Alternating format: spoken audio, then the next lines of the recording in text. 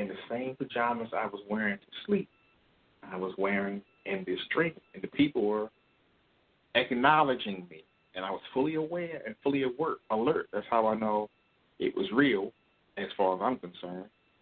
Because I could feel the atmosphere. I could smell the smoke. They could see me. I could see them. The people looked at me and said, "How old are you? What you doing in here? You supposed to be in here. Where your parents at? Anybody know this boy in here with his pajamas on, with the little footies on the bottom?"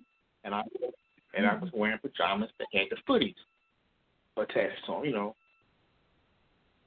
plastic or vinyl at the bottom, like a built-in slipper. Winnie the Pooh, man. In fact, I think it was Winnie the Pooh. And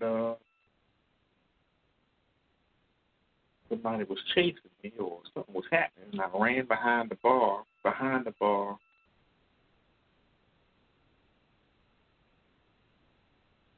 and I thought about home, and I jumped into a box. And I jumped into the box. I woke up in my bed. So I learned at that point, if I concentrate on where I want to be, I can be there. That was my escape. If it ever happened again, control where I want to be, and I can be there. My mother comes in to check on me. We lived in apartments then. She said, "You were smoking?" I said, "No, I wasn't smoking." "Why your room smell like soap?" So what was in the dream, I brought it with me into this simulation world. So that was proof that I was there. If she can smell the smoke, and the smoke is in my clothes, but I wasn't smoking. Even the room smelled like smoke. And from that day forward, I've had sleeping disorder. I can't sleep heavy. I try to do everything I can not to sleep heavy. So you get the spirit world, simulation world that you're in now, or what they want to say, the real world, spirit world, and the awakening, which is the third round. The awakening can only be seen through your spiritual eye. Can't see it with the physical eye. Can't see it in the spiritual world.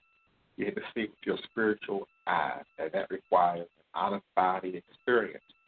A lot of times to scare yourself out of your aura or out of your psyche. Like somebody pull a trigger and pull a trigger, and you scared yourself. Jump about your body, and you're looking down on yourself. Now you're in that third realm. And now, if you know how to control your powers, you can change events. You can make things move in reverse and reverse them. When Jesus was on the cross and they say he gave up the ghost, it did not mean he died. His spirit left his body. He gave up the ghost. Spirit left the body. He looked down upon himself, and that was the earthquake. Some people call this astral projection. That's not astral projection. Astral projection was when he came back during the resurrection, not the crucifixion. The resurrection was astral projection. That's why he was able to be floating in midair, because it was projection in midair. No man can stand in midair. So that's deep. Thank you for that one. 3 rounds. We talked about it before, but I never had experiences like that. Sometimes, sometimes when I wake up, I can like put my nose, start to like I've been hit somehow. I don't know. I don't know why. Every time I wake up, I feel like I've been hit or beaten up, but nothing happened. Sometimes I feel like that. Most of the time I get deja vu, which I hate sometimes, because sometimes my deja vu tends to be, very real, and sometimes tends to be very much not real. But other What's than that mean? I don't. Deja vu? I know what deja vu means. I'm talking about what you mean by real and not real. Sometimes it's something that you experienced before. Now, hear me out. I'm just guffing around. Sometimes you experience it before when you're in a dream, but sometimes instead of this something weird, it's different. That's what I experience somehow. When it's real, but That's it's not real to me.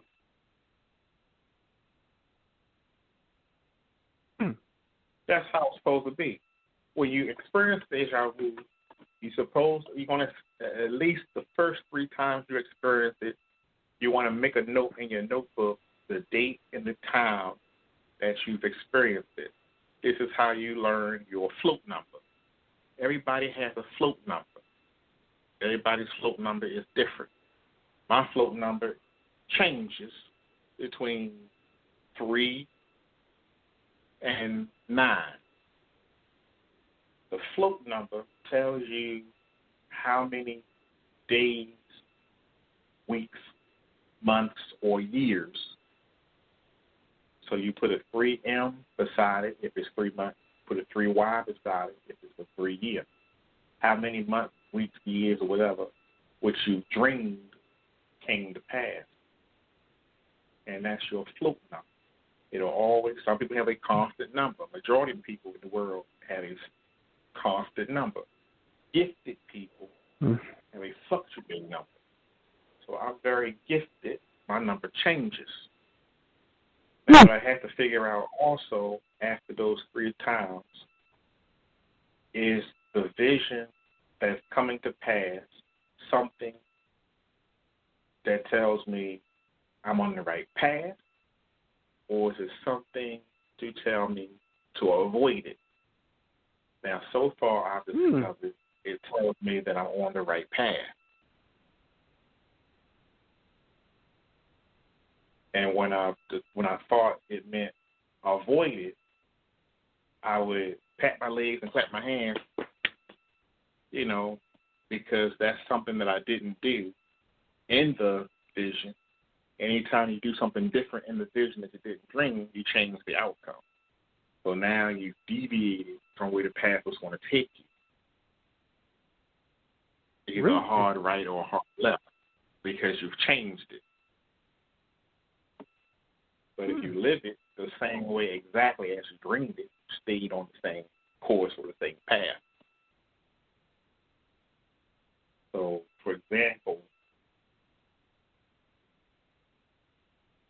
9 months ago, because I traveled 3 years and 9 months. 3 years and then 9 months. 3 years and then 9 months. So 9 months ago, I had a dream that I was working at the security company.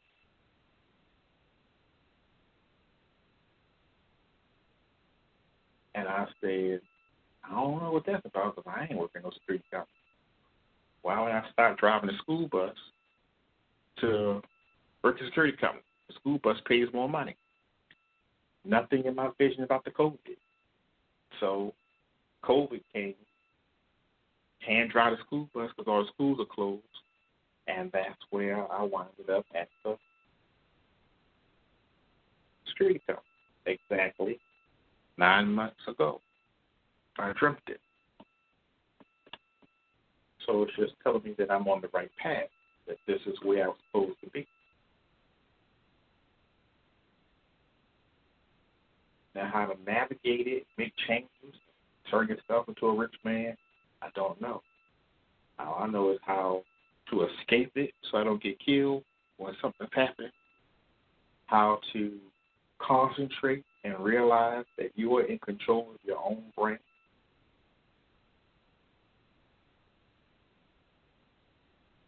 And the reason why I say that you're gifted is because when those things happen, both of your hemispheres are open at the same time. That releases a huge amount of energy and power into the atmosphere.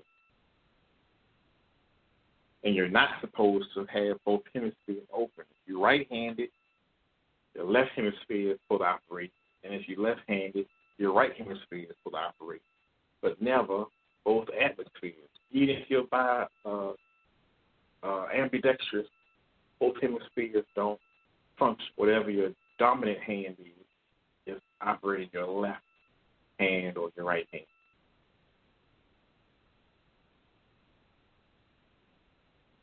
The side of the brain that you're not supposed to use stores all the information from your past life, all the information of when you just died, because everybody, just right now as we're talking, you all died at some point at the exact time, at the exact moment in another dimension. And the deja vu kicks in after you die. That's what it's for, to remind you of the next step to continue on.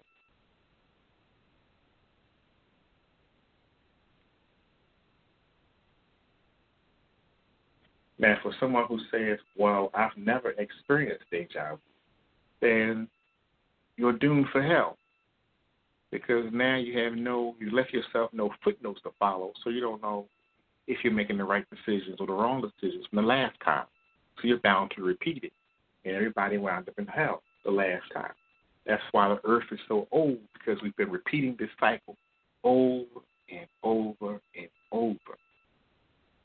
And the only way we know how to get back to where we were, to pick up where we left off, is these footnotes that we've left ourselves. God didn't leave the deja vu for you. You left the deja vu for you. And now it's even more harder because now you have the enemy infiltrated this planet and pretending to be just like you and throwing this nonsense into it, like it's Black Lives Matter. I already know that's the work of the devil. You ain't got to tell me. I've been on this planet enough to know the work of Satan. And that's the work of Satan. And it never amazes me how the great master, I say great master because he was the first angel that had a communication with God, the only angel who has free thought, his own opinions, his own ideas. He just doesn't have free will. No angel has free will. And that's the meaning of life. That's why we're on the simulated plane now. For the judges, which is the Father God, the Mother God, and the baby God we worship as Jehovah, they all come to a conclusion of this experiment because God created man, the little baby, created man, and he wants to keep it. Can I keep it, please? Can I keep it? No, we can't keep it. It's a disaster waiting to happen. You can't even keep your room clean. And then the Father God is like, well, I'll tell you what. If you can teach it, train it, and keep it clean, and they follow the house rules, I'll let you keep it. So he says, I'm going to prepare a place for you in my Father's house. So the Bible already told you that there's a higher being than God or Jesus. So we got that part. There's more than one God. The Trinity tries to teach it to you. They say 3 gods in one person. The word person does not mean being. The word person means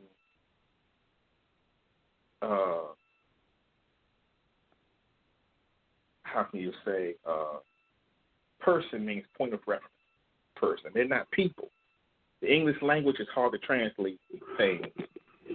So for people who don't speak English or